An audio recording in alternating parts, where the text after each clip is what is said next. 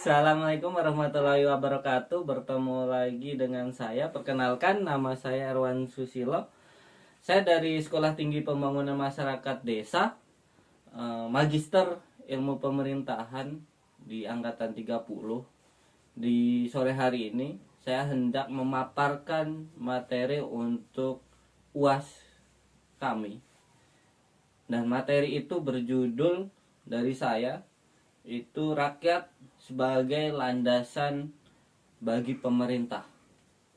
Nah, bagi saya untuk menelaah lebih jauh bagaimana rakyat sebagai landasan bagi pemerintah, perlu didasarkan terlebih dahulu lahirnya rakyat sebagai entitas yang diakui di dalam suatu negara, itu sebagai rakyat yang kemudian berkepentingan untuk terjamin dan terpercayakan amanah-amanahnya untuk dijawab oleh pemerintah di sebuah negara, itu mampu mengayomi seluruh hajat hidup masyarakatnya untuk lebih sejahtera secara mayoritas gitu. Menurut teorinya Karl Marx dan Engels di bukunya Sejarah Perjuangan Kelas, bahwa rakyat ini secara keseluruhan dalam peradabannya itu sejarah perjuangan kelas sebenarnya. Sejarah yang kemudian menempatkan antara kelas borjuis dan proletariat. Sejarah antagonisme kelas pekerja atau kelas buruh atau kelas miskin kota dengan kelas kapitalis gitu. Nah, dimana kemudian ini tidak terayomi oleh pemerintahan yang ada di sebuah negara. Nah, program-program yang dijalankan itu tidak merepresentasikan atas kepentingan rakyat itu. Tidak heran kemudian teori-teorinya Lenin, Karl Marx, Engels, Trotsky, Tan Malaka, dan kaum-kaum revolusioner gerakan kiri, perjuangannya adalah sebenarnya intinya adalah sebuah perjuangan kelas antara rakyat dengan yang ditentangnya adalah kelas pengusaha ataupun kapitalis nasional ataupun internasional gitu. Tidak heran kemudian menempatkan posisinya pemerintahan itu adalah memposisikan bahwa pemerintah tidak punya legalitas bargaining position yang kemudian ngebawa pada sub pertentangan ini sebagai keuntungan untuk pemerintahnya itu mengakomodir kesejahteraannya lewat regulasi-regulasi yang mementingkan kepentingan kelas yang ditindasnya ataupun kelas proletariat. Malah kemudian di satu sisi pemerintah di sebuah negara itu malah mendominasikan pada kepentingan kelas si penghisap ini, kelas borjuis ini, di mana kepentingan alat produksi ataupun kepentingan fundamental modal itu dimaktubkan dalam undang-undang sebagai kepentingan untuk menghisap gitu loh. Ada 3 watak setan yang kemudian kita menempatkan bahwa rakyat ini terus dieksploitasi, ekspansi, dan akumulasi gitu loh. Jadi tidak heran bahwa gerakan-gerakan kiri itu dengan tegas memposisikan keterpihakannya bahwa ini adalah sejarah rakyat, adalah sejarah perjuangan kelas gitu loh. Nah, melanjut di landasan bagi pemerintahan, sebenarnya kalau kita menelaah di dalam landasan bagi pemerintahan, landasannya adalah di mana kemudian produk-produk regulasi yang dibuat atau aturan-aturan kebijakannya, bahkan juga kepentingan kenegaraannya itu mampu melihat pada inti daripada masalah apa sih yang rakyat butuhkan, solusinya gitu. Rakyat butuh apa sih? Apa yang kemudian kita bisa buat untuk rakyat itu sendiri, dan sejauh mana kemudian kebermanfaatannya. Hari ini kan tidak. Yang kemudian manut-manut aja untuk kepentingan pemerintahnya itu mampu untuk direalisasikan dengan membawa kepentingan kapitalis ataupun neoliberalisme hari ini gitu loh. Yang mana kemudian rakyat, landasan bagi pemerintah yang subnya sudah terkandung kalau dasar bernegara kita sudah jelas gitu loh di dalam Undang-Undang Dasar Negara Republik Indonesia tahun 1945 dan juga amanah dasarnya bahwa harus terjamin hajat hidup rakyat, akses pendidikan, akses kesejahteraan yang kemudian termaktub dalam Undang-Undang Dasar pasal nomor 5 atau nomor 4 itu sudah jelas bahwa pemerintah negara kesatuan Republik Indonesia sudah harus mengayomi secara keseluruhan bahwa rakyat sebagai poros pembangunan fundamental paling inti daripada kesadaran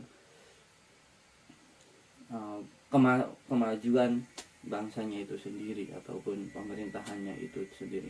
Kalau tidak, maka tidak heran kemudian pertentangan-pertentangan ini akan kita munculkan gitu loh. Pertentangan kelas ini akan terus disabotase oleh gerakan-gerakan yang kemudian menginginkan bahwa rakyat itu jangan cuma dijadikan sebagai objek.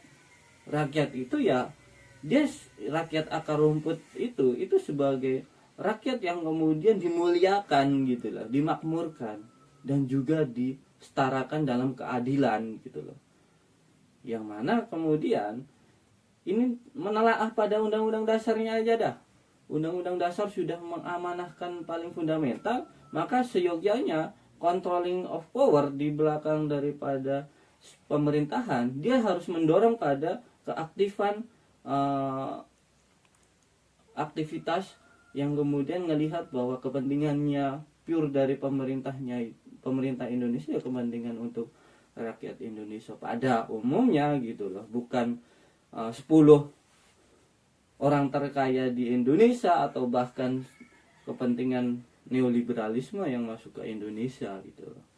Nah, itu yang menjadi kunci bagaimana kemudian rakyat menjadi landasan bagi pemerintahan ya, yang kemudian menjadi kesadaran politiknya dibangun, kesadaran ideologisnya dibangun, kesadaran ekonomisnya dibangun, kesadaran bernegaranya dibangun gitu loh, untuk melihat bagaimana sistem bernegara dan pemerintahannya itu mampu terjawab di situ gitu loh. Kalau di sini adalah sistem neoliberalisme yang dihadapkan, maka tidak heran kemudian kita dipaksa untuk individualis, kita dipaksa untuk konsumtif, kita dipaksa untuk ikut pada logikanya pembangunan yang menindas gitu. Tidak. Terus kita dipaksa untuk ikut industri yang pada dasarnya kita negara agraris gitu loh. Yang kelima itu sebenarnya pijakan negara maritim, pada dasarnya maritimnya tidak terjamin bagaimana ngejawab maritimnya. Kearifan lokalnya yang harus terjamin, bagaimana marwah desa juga harus dinomorsatukan, kemuliaan dan kemakmurannya. Itu hari ini kemudian pemerintah Indonesia tidak mengawal itu dengan baik dan malah kepentingan neoliberalisme yang dihadapkan gitu loh. Karena sangat bahaya bagaimana ngejawab untuk bela negara, menjawab soal daulat rakyat. Jadi pemerintah itu tidak hadir di tengah-tengah rakyat, di mana rakyat kelaparan, di mana rakyat membutuhkan ilmu pengetahuan, di mana rakyat butuh akses kesehatan, di mana rakyat butuh lapangan pekerjaan, di mana rakyat kemudian butuh tanah untuk digarap. Pemerintah tidak hadir di tengah-tengah rakyat, seperti ia hanya sebagai lilin di tengah kegelapan dari rakyat itu sendiri gitu loh. Tidak heran kemudian bagi teman-teman yang kemudian melihat dari sudut pandang di luar dari pemerintahan, itu melihat pemerintah itu ya tidak hadir di tengah-tengah rakyat secara fundamental ya. Hadirnya pemerintah itu hanya mengakomodir kepentingan neoliberalisme, kepentingan investasi, kepentingan mengeruk sumber daya masyarakat ataupun sumber daya alam yang ada di Indonesia. Sisanya adalah itu hanya 10% daripada hadirnya mereka, itu ya cuma penghabisan anggaran saja gitu loh. Dimana pengkaping-kapingan politik anggaran di sistem pemerintahan itu didorong untuk dihabiskan. Sisanya paling fundamental adalah pro terhadap neoliberalisme. Itu bahayanya dengan corak sistem ekonominya yang kapitalistik gitu loh, membentuk satu kerangka masyarakat Indonesia ya sebagai masyarakat yang konsumtif.